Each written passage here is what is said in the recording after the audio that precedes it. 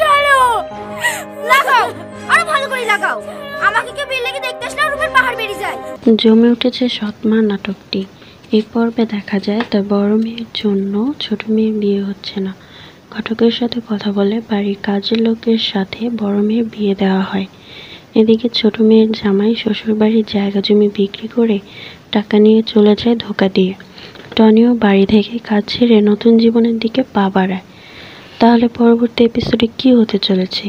তো আসসালামু আলাইকুম বন্ধুরা, আপনারা সবাই কেমন আছেন?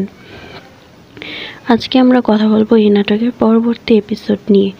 কবে আসবে এই নাটকের পরবর্তী এপিসোড দেখতে হলে চোখ রাখুন আমাদের চ্যানেলে, এবং আপনি যদি আমাদের চ্যানেলে নতুন হয়ে থাকেন তাহলে ভিডিওতে লাইক করে চ্যানেলটি সাবস্ক্রাইব করে দিবেন।